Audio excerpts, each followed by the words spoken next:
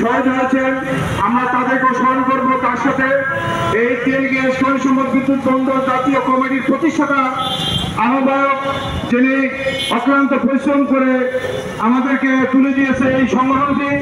জাতির ক্রান্তি লগ্নে আমরা এটা নিয়ে আন্দোলন করে ফুলবাড়িতে প্রথম আমরা এখানে প্রতিহত করেছি, আমরা একটি অভ্যুত্থান করেছি এখানে করে আমরা এই তার প্রতি আমরা সম্মান জানাবো। এবং শহীদুল্লাহ সাহেবের প্রতি শেখ মোহাম্মদ শহীদুল্লাহ আমি অনুরোধ জানবো, এক মিনিট নীরবতা সবাই দাঁড়িয়ে যাবেন। শুরু জানাবো এখন। আপনি কোথায়?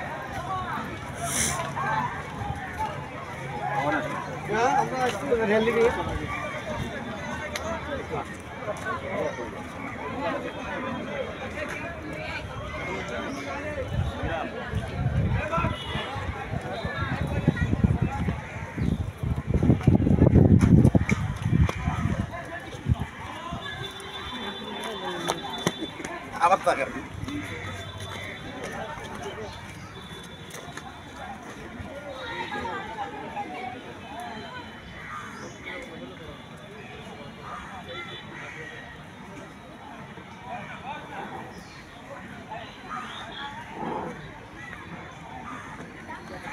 এক মিনিট শেষ, আপনারা আসন গ্রহণ করুন।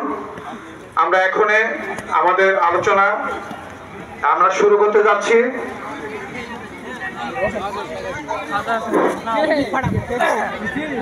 এখানে বৈষম্যবিরোধী ছাত্র আন্দোলনের পক্ষ থেকে তারা 2-1 মিনিট কথা বলবে। বৈষম্যবিরোধী ছাত্র আন্দোলনের প্রতিনিধি হিসেবে কে বলবে? বিসমিল্লাহির রহমানির রহিম। আমরা বৈষম্য বিরোধী ফুলবাড়ি আন্দোলনে ছিলাম এবং অনেকেই ছিল। আন্দোলনটা আপনারা জানেন যে গত 5ই আগস্টে একটি স্বৈরাচার সরকারের পতন ঘটানো হয়েছে একটি আমাদের ছাত্র অভ্যুত্থানের মাধ্যমে, ছাত্র জনতার অভ্যুত্থানের মাধ্যমে। আমরা যারা ফুলবাড়িবাসী, আমরা ফুলবাড়ির যারা ছাত্র ছাত্রী থেকে প্রাক্তন, আমরা সবাই জানি 2006 সালে কি নরকীয় কাণ্ড, নরপিশাচের মতো আমাদের উপরে খানদার বাহিনীর উপরে ঝাঁপিয়ে পড়েছিল তারা। আমাদের দাবি ছিল একটা, আমাদের মুরব্বীরা যারা তখন তরুণ ছিল তাদের দাবি একটাই ছিল যে ফুলবাড়িতে উন্মুক্ত পদ্ধতিতে কোনো কয়লা খনি করা যাবে না, এশিয়া এনার্জির ষড়যন্ত্র রুখে দিতে হবে। তৎকালীন সরকারকে নতজানু স্বীকার করে আমাদের সাথে 6 দফা চুক্তি বাস্তবায়ন করতে বাধ্য করা হয়। পরবর্তীতে দেশের সরকারের পট পরিবর্তন এবং তৎকালীন বিরোধী দলীয়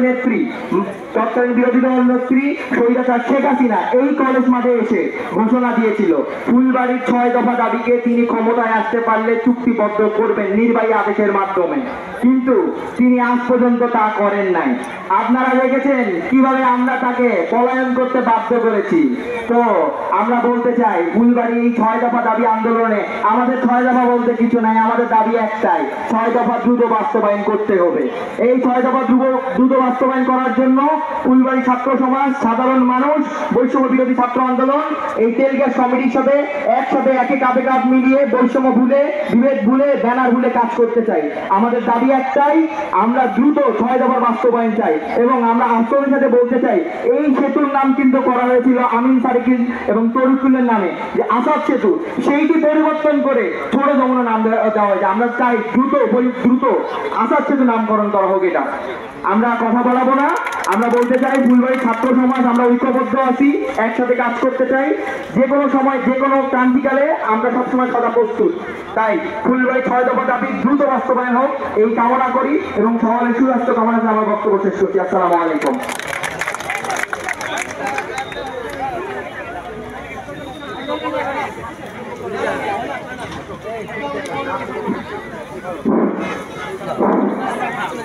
চলো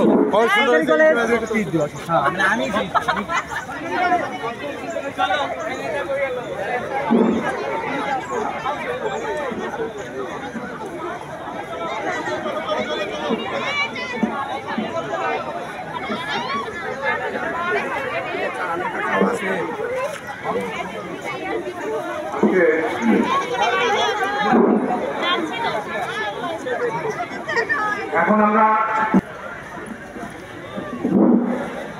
আজকের এই আলোচনা ফুলবাড়ি দিবসের আলোচনা সভায় আমি সভাপতিত্ব করার জন্য ফুলবাড়ি শাখা কমিটির আহ্বায়ক সৈয়দ সাইফুল ইসলাম জুয়েলকে আসন গ্রহণ, জয়প্রকাশ বাবুকে আসন গ্রহণ করার জন্য অনুরোধ করছি।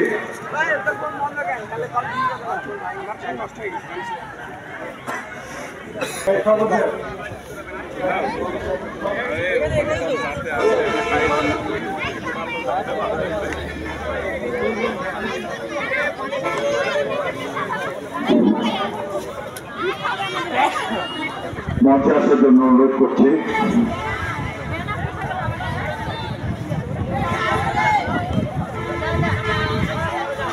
কেন্দ্রীয় নেতৃবৃন্দদেরকে মঞ্চে আসার জন্য ডেকে দেবেন। আজকের এই অনুষ্ঠানে উপস্থাপন করবেন এবং পরিচালনার দায়িত্ব আমি হামিদুল হক এবং এম এ কায়ুম মাহমুদুল হাসান বাবু তিনজনকে অনুরোধ করছি। আজকে ফুলবাড়ি দিবসে যে আলোচনা, শোক আলোচনা, সেই আলোচনায় তারা আজকে পরিচালনা করবেন। আপনাদের সকলকে ধন্যবাদ।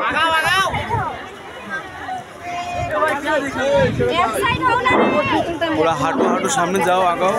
ধন্যবাদ সভাপতি সাহেবকে।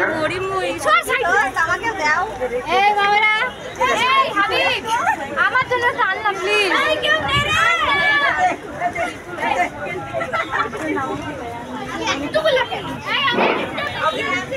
এবারে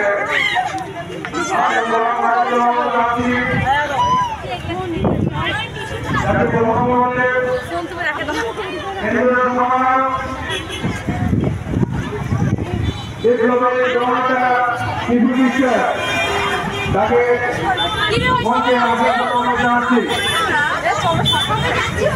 এবার চক্রবর্তী আহ্বায়ক কেন্দ্রীয় কমিটি বাংলাদেশ সংবাদী আন্দোলন, শামসুল আলম সম্পাদক সমাজতান্ত্রিক মজদুর পার্টি, তাকে মঞ্চে আসার জন্য অনুরোধ জানাচ্ছি। নাহিদ হাসান নলেজ এগো কর্তৃপক্ষ, তাকে অনুরোধ জানাচ্ছি।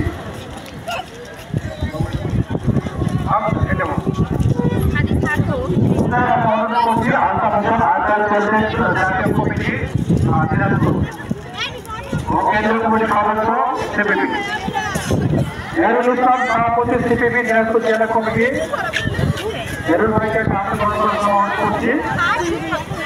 আক্তার আলী সম্পাদক বিপ্লবী আসন গ্রহণ করুন। আপনাকে আহ্বান জানানো হচ্ছে জেলা কমিটি আপনারা হচ্ছে আসন গ্রহণ করেন। মনুজ্জামান জেলা সমন্বয় সাম্যবাদী আন্দোলন অন্তর্ভুক্ত আপনাদেরকে অনুরোধ করছি হচ্ছে আসন গ্রহণ করার জন্য।